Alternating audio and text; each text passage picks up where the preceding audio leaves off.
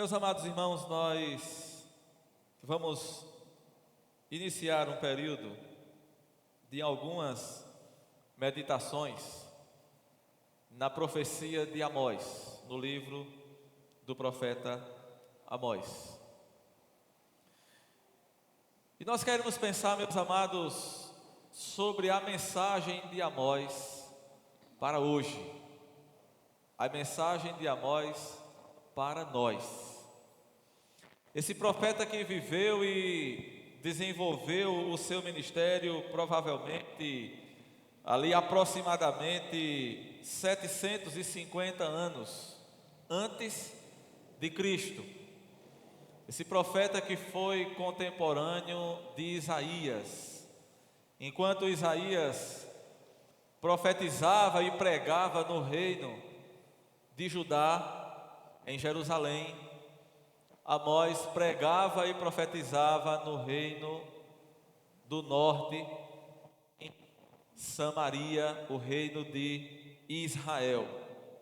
Mas, meus amados, a grande questão é a seguinte. Eu queria levar você a pensar comigo nessa.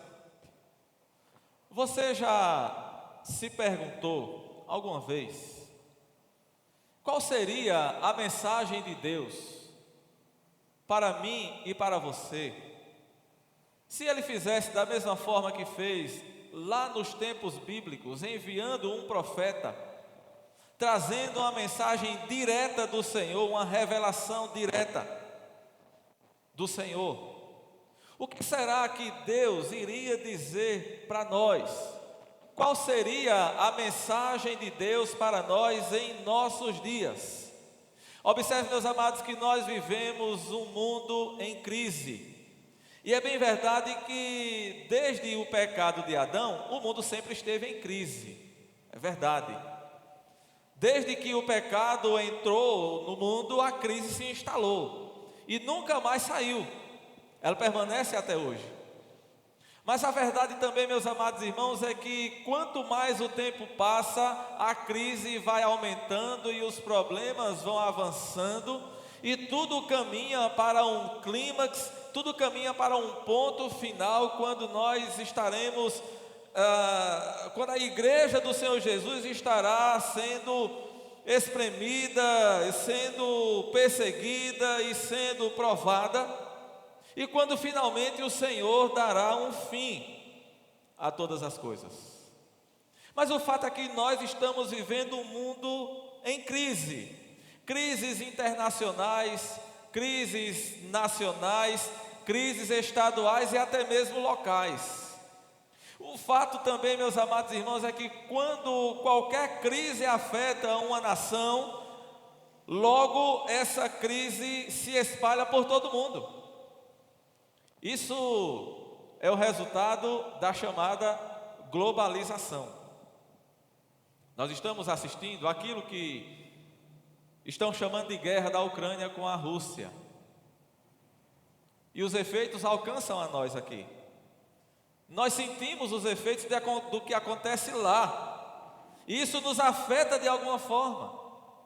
Porém, meus amados, outro componente importante dessa crise atual que nós estamos vendo e vivenciando é a decadência moral, que afeta todas as sociedades.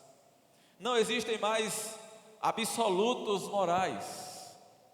A verdade não é mais absoluta para o mundo, para as pessoas. As pessoas dizem que a verdade ela é relativa.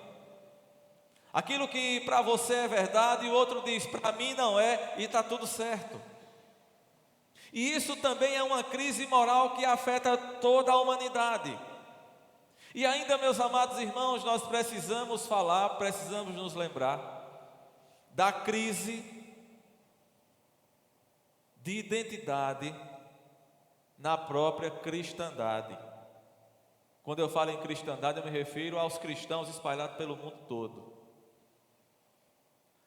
A decadência do cristianismo começou na Europa e logo se espalhou pelo mundo todo, ou por todos os lugares onde existem cristãos.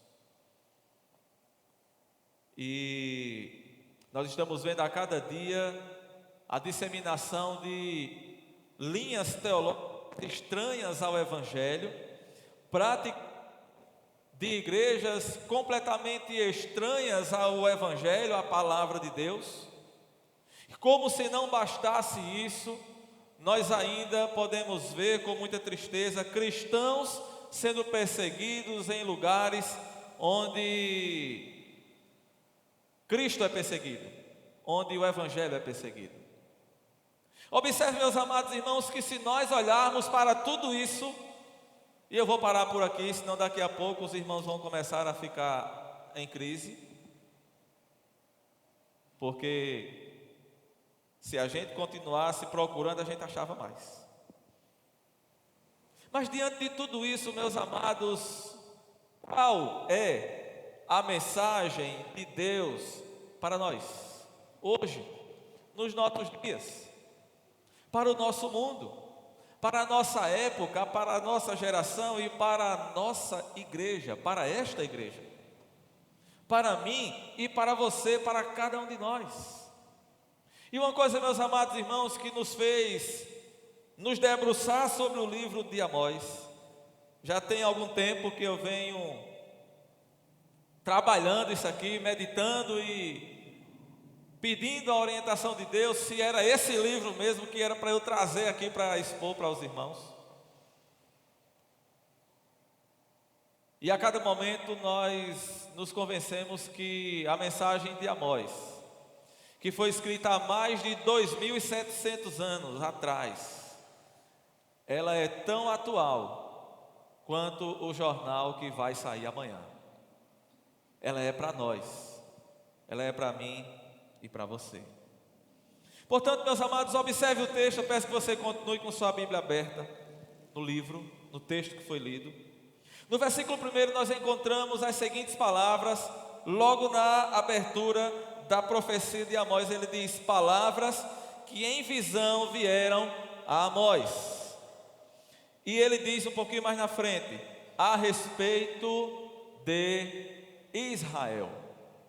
Palavras que em visão vieram a Amós a respeito de Israel. Irmãos, o livro de Amós é uma série de pregações que o profeta fez em Israel, o reino do norte. Eu falei de manhã e vou só lembrar aqui rapidamente para você lembrar. O reino de Israel, as 12 tribos foram divididas, ficando 2 tribos no sul e 10 tribos no norte. Essas 10 tribos, conhecidas como o reino de Israel, foi para esse povo, para essa parte da nação, essas 10 tribos que Amós profetizou, embora Amós era natural do reino do sul. Amós morava a 15 quilômetros de Jerusalém, a mais ou menos 10 quilômetros de Belém, a cidade de Davi. Mas ele sai do reino do sul e vai para o reino do norte, profetizar para aquela nação, para aquele reino, naquelas cidades, naquele lugar, naquelas tribos. O texto nos diz também, meus amados irmãos, que essas palavras vieram a Amós em visão. Observe, irmãos, Amós trazia uma palavra de Deus. Deus apareceu a Amós e deu a ele uma visão daquilo que estava acontecendo e daquilo que aconteceria. Deus chamou Amós para ser profeta, mostrou a Amós o pecado do seu povo, mostrou também a Amós o pecado das nações que estavam ao redor de Israel. É tanto que do versículo 3 do capítulo 1 até o capítulo 2, do verso 5, o profeta Amós está falando sobre o pecado das nações ao redor. Somente no versículo 6 do capítulo 2 é que o profeta começa a falar dos pecados de Israel, e aí ele continua por todo o livro, mostrando o pecado do povo. Mas observe, meus amados, Amós tinha uma mensagem. Amós tinha uma mensagem: vocês estão em pecado, e se vocês não se arrependerem, Deus vai destruir vocês. Deus vai castigar vocês e vocês serão todos destruídos. Essa era a mensagem de Amós. O texto nos fala também, meus amados irmãos, quem era esse homem. Ainda no versículo 1 ele diz que ele era entre os pastores de Tecoa. Era uma pequena vila, essa vila existe até hoje, localizada no reino de Judá, próxima de Jerusalém, como eu falei anteriormente. No capítulo 7 e nos versos 14 e 15 do mesmo livro, Amós vai dizer que ele não era profeta, nem era filho de profeta. Amós vai dizer que ele era um pastor de rebanhos e era também um agricultor. Ele cuidava de rebanhos. Observe aí capítulo 7, verso 14. Ele diz assim: não sou profeta, nem discípulo de profeta, mas boieiro e colhedor de sicômoros. Mas o Senhor me tirou de após o gado, e o Senhor me disse: vai e profetiza ao meu povo de Israel. Observe, amados, Amós não tinha formação teológica. Ele não era pertencente a nenhuma tradição de profetas. Amós não havia frequentado uma escola teológica. Não se esqueça que naqueles dias existiam escolas de profetas que foram fundadas por Elias e Eliseu, e Amós não fazia parte dessas escolas de profeta que seria o que nós conhecemos hoje como seminário. Amós não fez curso de teologia, mas Deus chamou aquele homem para trazer uma mensagem urgente. Ele era um homem simples, um homem do campo, um agricultor. Amós cultivava sicômoro. Sicômoro é um outro nome que se dá para figos. Amós cultivava figos na sua pequena propriedade. E a gente diz que ela é pequena porque, pela forma que ele fala, aparentemente, ou nos deixa a entender, nos dá a entender que era ele mesmo quem botava a mão na massa, era ele mesmo quem cuidava dos seus rebanhos, e era ele mesmo quem colhia seus figos. Ele era um produtor rural pequeno, simples, uma pessoa humilde. Ele não era um grande medalhão. Ele não era um homem famoso, um homem de berço nobre, de grande produção e intelecto, e teologicamente falando, ele não era um mestre, ele não era um grande doutor. Mas, meus amados, observe que ele traz uma mensagem de Deus. Amós recebeu a visão de Deus. Irmãos, aqui nós precisamos meditar um pouco, porque quando Deus levanta um homem diante do seu povo para falar para esse povo, se esse homem não tiver a visão de Deus, ele pode ter o curso que ele quiser, ele pode ter o seminário que ele quiser, ele pode ter a preparação intelectual que ele quiser. Ele não passa de um homem pecador, falho e imperfeito. Mas quando Deus chama, irmãos, Ele levanta, Ele capacita. Quando Deus chama, Ele dá àquele que foi chamado a sua visão. Ele dá àquele que foi chamado a condição para a obra. Porque, irmãos, se existe algo que é sério e é de um peso tremendo, é entregar uma mensagem de Deus. Irmãos, não é coisa fácil se levantar domingo após domingo, dia após dia, diante de uma congregação e trazer uma mensagem de Deus. Eu estava vendo essa semana e relendo uma frase, um pensamento de um grande pregador que dizia para a sua igreja: no dia que vocês pararem de orar por mim, me avisem, tenho que parar de pregar.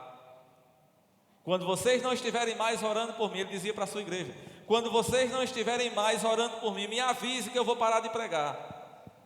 Porque eu não posso pregar se vocês não orarem por mim. Porque eu não posso pregar se Deus não estiver comigo e se eu não receber a visão de Deus. E Amós tinha, irmãos, essa visão de Deus, e ele foi um pregador profícuo, ele foi um pregador que teve êxito na sua mensagem. E é isso que Deus requer, irmãos, de cada um de nós, que tenhamos a visão de Deus. Mas observe, irmãos, que no versículo 2, o texto nos diz que o Senhor está rugindo. É interessante que ele usa aqui uma metáfora que era muito comum para Amós.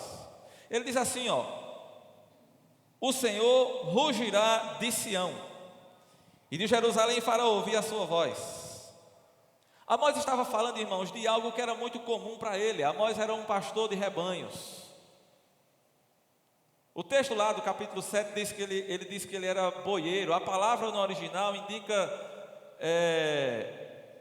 pastor de pequenos rebanhos. E a nossa tradução colocou boieiro. Alguém disse que Amós era um vaqueiro. Mas a palavra original, ela dá mais a ideia de um pastor de pequenos rebanhos. Mas, como um pastor de pequenos rebanhos, e aí a gente não pode afirmar com certeza se era de boi ou de ovelha, mas ele era um pastor de pequenos rebanhos. Ele estava acostumado às intempéries da vida. Ele estava acostumado a tomar sol e chuva. Ele estava acostumado a passar frio e calor, mas ele estava também, irmãos, acostumado a lutar com leões. A região onde Amós vivia é a mesma região onde Davi viveu. E os irmãos lembram que Davi disse que de vez em quando precisava matar uns leões, né? Uma hora Davi matava um leão, outra hora Davi matava um urso, quando ele cuidava dos rebanhos do seu pai. A mesma experiência passava-se com Amós. E Amós então, tendo aquela experiência de vida, e ele diz, olha, o Senhor está bradando, Ele está rugindo contra esse povo, Ele está rugindo contra vós como um leão. O que é que um leão faz, meus irmãos? Um leão destrói a sua presa, ele estraçalha, ele rasga, ele acaba com tudo. Essa é a figura que Amós está apresentando quando ele fala de Deus para aquele povo. E aqui, irmãos, nós já podemos fazer uma aplicação prática para nós. Veja, irmãos, Deus chama Amós, um homem simples, um homem que não tinha grandes diplomas pendurado na parede num quadro bonito, tinha riqueza, um homem que não era de uma família nobre, um homem da nobreza do seu povo, mas era um homem corajoso, um homem que lutava e enfrentava leões. E ele então veio para trazer uma mensagem de Deus. E a primeira aplicação que a gente pode fazer para nós aqui, irmãos, é que Deus não chama homens covardes. Deus não está preocupado com o seu berço. Se você é de família nobre, se você é rico ou pobre, isso para Deus não vale nada, não importa. Deus está preocupado com o que você é, com a sua fidelidade, com a coragem que você tem de servir a Ele. Deus é quem chama e vocaciona aqueles que Ele chama, e estes não fogem do perigo, estes enfrentam a dureza da vida. A obra de Deus, meus amados irmãos, não é um parque de diversões. Atender ao chamado de Deus é um desafio gigantesco na vida de qualquer pessoa e exige de nós coragem. E aqui, irmãos, eu acho que o momento é bem propício para isso. O que a gente vem vivenciando desde ontem, hoje, pela manhã e agora à noite, antes do culto. Falando sobre missões, falando sobre povos não alcançados. É preciso ter coragem.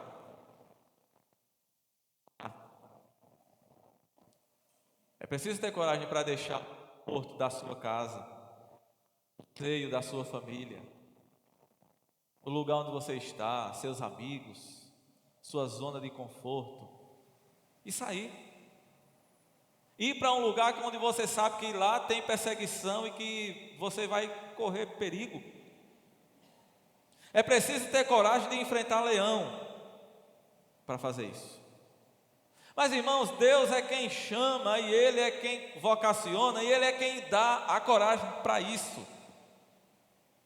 Porque, irmãos, essa obra, ela é gigantesca e ela é muito maior do que nós. O nosso problema, irmãos, é que muitas vezes nós achamos que nós é que somos maiores do que a obra, quando a obra é muito maior do que nós e nós vamos passar, mas essa obra continua. Na semana passada nós celebramos aqui, louvamos a Deus e agradecemos por 71 anos de existência dessa igreja. Quantos homens de Deus já passaram por aqui? Quantos pastores Deus colocou aqui? Quantos homens, quantos presbíteros, quantos diáconos, quantas mulheres, quantas líderes de união feminina, quantos líderes de homens, quantos líderes de jovens Deus levantou aqui nesse lugar, de jovens, de adolescentes, pessoas para trabalhar com crianças, mas quantos não estão mais aqui? E a igreja continua. Meus irmãos, o nosso problema é que muitas vezes a gente acha que ou é do nosso jeito, e ou é comigo, ou não pode, ou não serve, ou então não vai. Mas, irmãos, o dono da obra é Deus, é Ele quem chama, é Ele quem manda, é Ele quem levanta. Deus levantou Amós numa época em que a nação de Israel estava em declínio profundo, numa crise profunda. O profeta entra ali naquela nação para denunciar o pecado daquele povo. Ele começa falando do pecado das nações ao redor, mas depois ele vai fazendo isso e fechando o cerco e chegar onde ele quer. Ele quer chegar no pecado de Israel. E ele faz isso. Ele faz isso.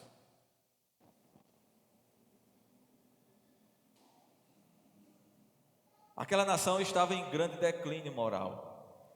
Amós profetizou para um povo que, apesar de estar em declínio moral, mas irmãos, presta atenção numa coisa aqui, e mais um paralelo que a gente pode fazer com os nossos dias.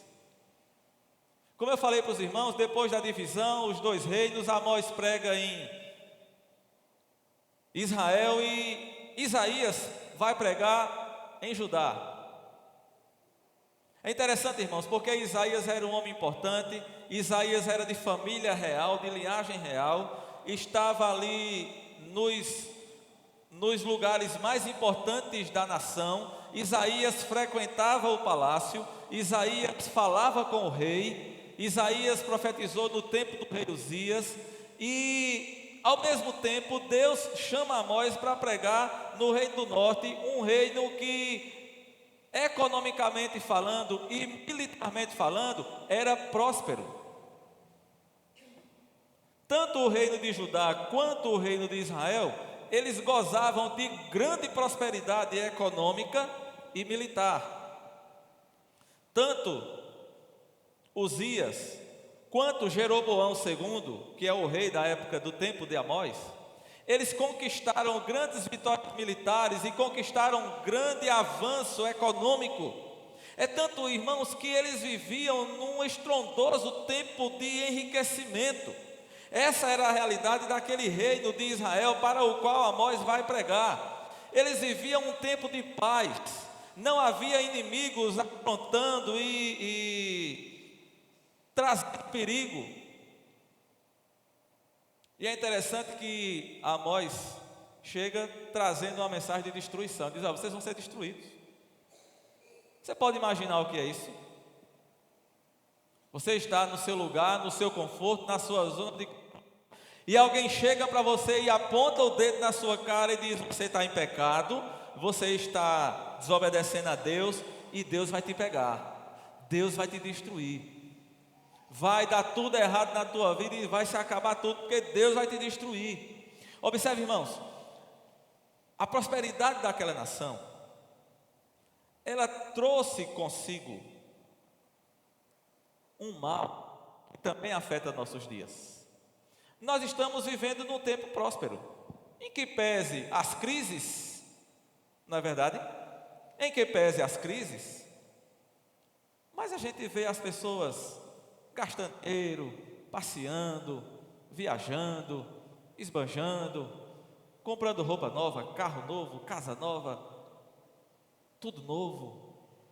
Nós vivemos um tempo em que as pessoas estão prósperas, as pessoas são prósperas, as pessoas têm conforto, as pessoas têm tranquilidade. E era o que acontecia, irmãos, naquele tempo, só que isso trouxe um grave declínio espiritual e trouxe para aquela nação uma religiosidade formal. Preste atenção nisso aqui. Uma religiosidade formal. Tudo era uma capa, um formalismo. As pessoas cumpriam rituais, as pessoas cumpriam a sua religiosidade, mas como nós falamos de manhã na escola dominical, não havia verdade em suas vidas, não havia verdade em seu culto. Amós vai se referir nesse livro aqui, nesse texto, à casa de inverno, às casas de verão, às casas de marfim, as mansões que aquele povo possuía, e Amós diz: vai ser tudo destruído. Essa menção de Amós a essas edificações de luxo revela como aquele povo vivia. No capítulo 4, irmãos, no versículo 1, Amós se refere aos prazeres que as mulheres de Samaria se entregavam. Ele diz assim: ouvi esta palavra, vacas de Bazã. Isso aqui era uma maneira, não era um xingamento não, viu? Quando ele chamava aquelas mulheres de vaca de Bazã, ele estava dizendo: vocês são ricas, porque Bazã era uma região lá de Samaria, de Israel, que era um local muito adequado para a criação de gado, de animais, e as vacas lá eram gordas, porque o pasto era fértil.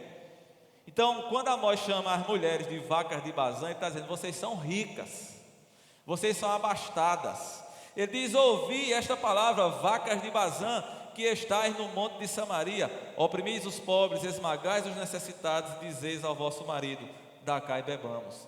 Elas estavam oprimindo os pobres para luxarem às custas dos pobres. No capítulo 6, nos versos 3 a 6, o profeta mais uma vez ele denuncia a luxúria, a riqueza e a comodidade que aquele povo vivia. E ele conclui dizendo, capítulo 6, verso 6, ele conclui dizendo que eles serão destruídos.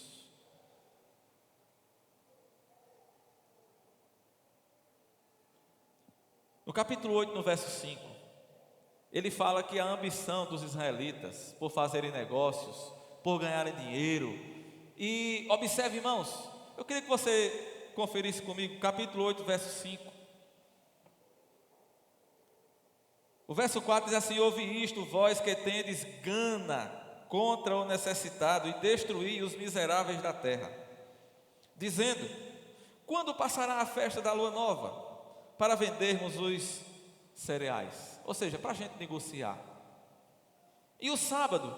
Quando é que vai passar o sábado? Para abrirmos os celeiros de trigo, diminuindo o efa e aumentando o ciclo. Ou seja, a ideia aqui é a seguinte: diminuindo a medida e aumentando o preço. Não é muito diferente do que a gente tem visto hoje em dia não, né, irmãos? Você já percebeu que você tem chegado no mercado e as embalagens têm diminuído? E o preço tem aumentado? O povo já fazia isso lá. Vamos diminuir o tamanho e vamos aumentar o preço. E quando era que eles faziam isso? No dia do Senhor, nas festas de lua nova. Essas festas de lua nova na Bíblia, irmãos, era um mandamento de Deus, para que eles guardassem todo o primeiro dia do mês, todo início de mês, eles tinham que parar, eles tinham que guardar, e isso era chamado festa de lua nova. Então o povo ia parar para aguardar o descanso de Deus. Então ele dizia: quando é que vai passar essa festa de lua nova? E o sábado era o dia do Senhor, e era obrigatório por lei guardar o sábado, lá naquele tempo. Era obrigatório por lei. E quem não guardasse o sábado cumprindo a lei, era morto. Então eles tinham que guardar. Ou eles guardavam ou morria. Então eles ficavam impacientes. Quando é que vai passar isso para a gente negociar? É como se estivesse dizendo assim: quando é que vai terminar o dia do Senhor para eu poder abrir o meu negócio? Para eu poder ganhar dinheiro? Para eu poder negociar? Eles não tinham interesse, irmãos, pelas coisas de Deus. Eles praticavam uma religião apenas formal. Eles eram obrigados a parar, ficavam inquietos, reclamando e querendo que passasse logo. Eles oprimiam os pobres, eles viviam luxuosamente. No capítulo 6, verso 6, ele diz: ai dos que bebem vinho em taças e se ungem com o melhor óleo, mas não se incomodam com a ruína de José. O que é que ele está dizendo aqui? Aqueles que vivem luxuosamente, mas não se preocupam com os necessitados, não se preocupam com os que sofrem. Aqui, irmãos, é uma clara referência de Amós à insensibilidade que havia no coração daquele povo e que dominava o coração daquele povo. Eles tinham tudo do bom e do melhor, procuravam tudo o que era de grife, tudo o que era do bom e do melhor, tudo o que era mais caro. Eles não se importavam em pagar mais caro, mas eles queriam tudo do bom e do melhor. Mas, no entanto, eles negligenciavam e não se importavam em afligir os pobres e os necessitados. Era uma sociedade materialista. É diferente de hoje? Como é que nós estamos vivendo? Como é que está a sociedade na qual eu e você estamos inseridos? Será que eu e você também não estamos vivendo assim? De forma materialista? Não se importando com os que sofrem? E quantas vezes nós mesmos temos afligido aos necessitados e aos pobres? E observe, irmãos, eu não estou dizendo aqui que fazer negócio é pecado. Eu não estou dizendo que ter prosperidade é errado. Não estou dizendo que ganhar dinheiro é pecado. Não estou dizendo nada disso. Deus abençoa seus servos. Deus concede bens materiais ao seu povo, do jeito que Ele quer, da forma que Ele quer. O problema, irmãos, é que isso, naquele tempo, tinha levado as pessoas a se tornarem indiferentes com os necessitados. E o pior de tudo, grande parte da riqueza daquele povo tinha sido adquirida com a opressão e a injustiça dos mais fracos. Esse é o problema. Não é problema você ganhar dinheiro e desfrutar do que Deus lhe dá, contanto que isso não torne você insensível. E não é só uma questão de acudir aos necessitados, mas quando nós caímos ou quando alguém cai numa situação como essa, já abandonou o Senhor há muito tempo.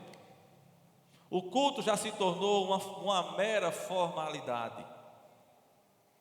Vem para a igreja só para cumprir um ritual. Cumpre um ritual e sai com a sensação do dever cumprido, sai com a consciência tranquila e depois vai viver a sua vida como se Deus não existisse. E em último lugar aqui, irmãos, nós observamos, quero aprofundar um pouco mais essa questão da decadência espiritual daquele povo. No capítulo 5, no verso 12, ele diz: pois eu sei que as vossas transgressões são muitas, e os vossos pecados são graves. As vossas transgressões são muitas, e os vossos pecados são graves. Vocês afligem o justo, aceitam suborno e negam o direito aos necessitados. Deus ruge como um leão contra isso. Deus ruge como um leão furioso e Ele vem para despedaçar os que agem dessa forma. E a grande questão, irmãos, é essa: por que o povo chegou nessa situação? Como eles chegaram numa decadência moral tão grande? E a resposta é uma só: eles haviam se afastado de Deus, eles se desviaram do culto a Deus. No Reino do Sul havia só um local de culto, como nós falamos pela manhã, era lá em Jerusalém. No Reino do Norte havia 3 locais de culto, e esses locais de culto foram profanados, eles foram corrompidos. Observe no capítulo 5, ainda versículo 4: pois assim diz o Senhor à casa de Israel: buscai-me e vivei. Verso 5: porém, não busqueis a Betel, o primeiro lugar de culto, nem venhais a Gilgal, segundo lugar de culto, nem passeis a Beceba, terceiro lugar de culto. Deus está dizendo ao povo: não adianta vocês irem prestar culto, não adianta ir nem para Betel, nem para Gilgal e nem para Beceba. Esses 3 lugares eram locais onde o povo se reunia para prestar culto. Deus diz: não vá não, não adianta.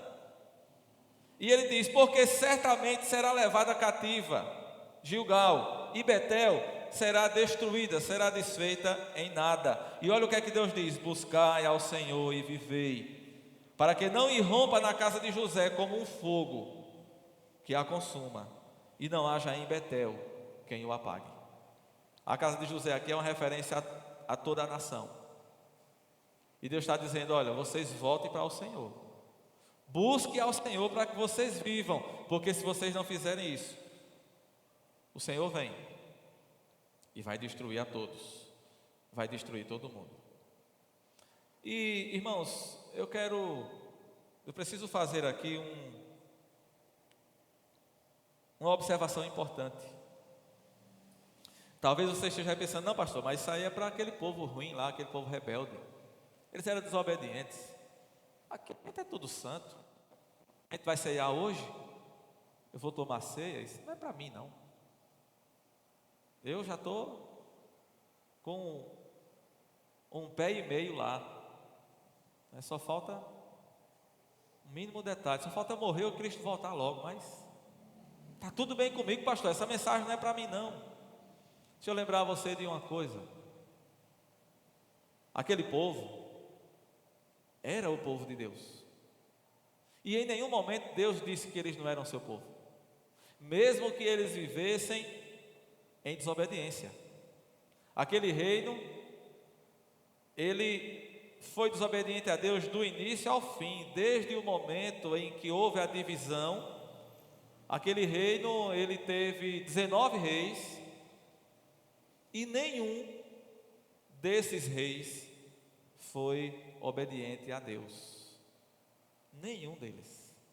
Todos foram idólatras, todos foram desobedientes, criaram locais de adoração, levantaram ídolos, levantaram bezerros de ouro, levantaram falsos deuses, profanaram o culto, e Deus diz: esse povo ainda é o meu povo, e eu estou chamando vocês ao arrependimento. É o que Deus está fazendo aqui, irmãos. Quando ele diz lá no capítulo 1 e no verso 2: o Senhor rugirá de Sião, de Jerusalém fará ouvir a sua voz. Ele está dizendo: olha, ele vem para castigar, agora é para castigar todos aqueles que não se arrependerem. E qual foi o grande problema daquela nação? Foi que eles não se arrependeram. Mas observe, irmãos, aquele era o povo da aliança com Deus, aquele povo era o povo da aliança. E assim, irmãos, Deus tendo uma aliança com aquele povo era o povo de Deus. Só que na aliança, irmãos, a gente não pode esquecer que numa aliança existem direitos e deveres para ambas as partes. E o dever do povo da aliança é obedecer a Deus, é se voltar para Deus. Só que esse povo não cumpriu o seu trato, não cumpriu a sua parte da aliança, e mesmo assim Deus continuou considerando aquele povo como o povo da aliança. E por isso ele manda o profeta. E com isso Deus está dizendo àquele povo: olha, vocês são meu povo. Apesar do que vocês estão fazendo, apesar da desobediência, vocês têm aliança comigo. E sabe o que é que Deus está dizendo, irmãos, para aquele povo e também para nós, para mim e para você? Eu não vou deixar vocês pecarem em paz. Vocês querem pecar? Pequem. Mas eu vou fustigar vocês. E não pense que Deus mudou, meus irmãos. Nós somos o povo da aliança de Deus, o povo da nova aliança. Nós temos uma aliança com Deus. A nova aliança, da qual nós vamos daqui a poucos instantes participar nesse cerimonial, nesse memorial. Nós vamos relembrar o sangue da nova aliança. Nós somos esse povo da aliança. E esse povo agora, irmãos, o povo de Deus, nós, o povo de Deus que está vivendo hoje, é o povo da aliança no sangue de Cristo. Cristo é a nossa aliança com Deus, é em Cristo que está firmada a nossa aliança com Deus. E eu quero terminar, irmãos, fazendo aqui algumas breves aplicações práticas para nossas vidas. O que é que nós podemos aprender com o livro de Amós, com o ensino desse profeta? Porque, irmãos, os dias de Amós se parecem muito com os nossos dias. Deus é o mesmo. E o mesmo Deus que se indignou com a maldade e com o pecado há 2.700 anos atrás, Ele continua se indignando com a maldade e com o pecado hoje em 2023, porque Ele não mudou. A nossa sociedade é extremamente consumista. As pessoas desfrutam do bom e do melhor e são insensíveis com os necessitados. Falando da nossa nação, uma nação rebelde, desobediente, o país do carnaval, da sensualidade, da falta de pudor, um país que vive envolvido numa idolatria tremenda. A maior religião do nosso país, a religião predominante na nossa nação, altamente idólatra. Por outro lado, a igreja evangélica, que cresce a cada dia, também está mergulhada numa decadência espiritual profunda. A teologia da prosperidade impera, dentre muitos outros males que estão dominando a maior parte das igrejas evangélicas dos nossos dias. E na verdade, irmãos, nós não nos diferenciamos em nada da grande decadência. Eu digo nós, o nosso povo como um todo, o povo em geral. Não nos diferenciamos em nada da decadência que aquele povo vivia no tempo de Amós.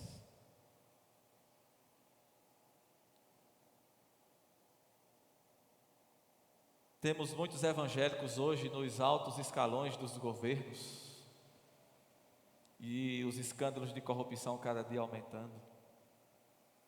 Que igreja é essa que nós estamos vendo hoje? Mas não nos esqueçamos, irmãos, o povo de Deus tem uma aliança com Deus. E Deus está rugindo como um leão. Ele continua rugindo como um leão. E o leão que está rugindo agora é o leão da tribo de Judá, é Jesus, aquele que derramou o seu sangue na cruz por nós.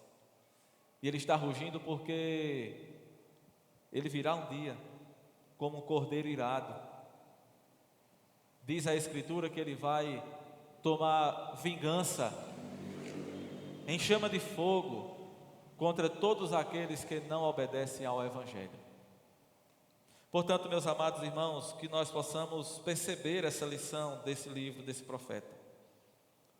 Nós precisamos também observar, meus amados irmãos, que Deus é quem chama e Ele usa quem Ele quer para proclamar a sua palavra. Ele chamou um homem simples, um homem humilde, um homem pobre, um homem que não era um doutor, nem era nenhum mestre, mas ele chamou esse homem para trazer uma mensagem urgente. Amós não era um profeta de carreira, não tinha cursos nem diplomas de teologia, mas Amós tinha a visão de Deus para denunciar o pecado. E meus irmãos, nós precisamos urgentemente de homens de Deus que se levantem com coragem de denunciar o pecado do povo. E também o pecado do povo de Deus. E aqueles que são o povo de Deus e que não se arrependerem de seus pecados, terão o mesmo fim que o povo de Deus da antiga aliança teve. Aqueles que não se arrependeram dos seus pecados. Mas eu quero terminar, irmãos, afirmando aqui e voltando no versículo 2: o Senhor rugirá de Sião e de Jerusalém fará ouvir a sua voz. Ele é um leão. Ele reina. O leão é o rei, né? Deus é o grande rei. O leão da tribo de Judá. O Deus de Amós é um leão que ruge. O Deus de Amós é o nosso Deus. E Ele trará, meus amados irmãos, justiça e juízo. Por isso, irmãos, a mensagem de Amós é um grande conforto para nós. Nós que aguardamos um reino de justiça. Como nos diz o apóstolo Pedro, nós aguardamos um reino no qual habita a justiça, aguardamos novo céu e nova terra. Diz o apóstolo Pedro na sua segunda carta, capítulo 3, verso 13. Nós aguardamos novo céu e nova terra, nos quais habita justiça. Observe, irmãos, Deus não levantou, quando Ele chama Amós, Ele não levantou um missionário para pregar entre povos não alcançados. E para isso Ele também levanta outras pessoas. Irmãos, a obra é dEle. E o chamado é dEle. É Ele quem chama e envia. Ele chama quem Ele quer e envia para onde Ele quer. E Ele nos tira e nos coloca aonde Ele quer. Aqui Deus está chamando um profeta, um homem simples, para falar ao seu povo. Um homem comum, um homem do povo, para falar ao seu povo. Meus amados, é tempo de arrependimento. É tempo de nos voltarmos para Deus. Ele diz: buscai ao Senhor e vivei. Esse leão que é o leão da tribo de Judá, mas ele é também o Cordeiro de Deus que tira o pecado do mundo. Ele tira o pecado do mundo e ele ainda está ao lado de Deus, intercedendo por cada um de nós. Mas um dia ele virá como o Cordeiro irado, tomando vingança contra todos os que não obedecem ao Evangelho do nosso Senhor Jesus Cristo. Que Ele nos abençoe, meus amados.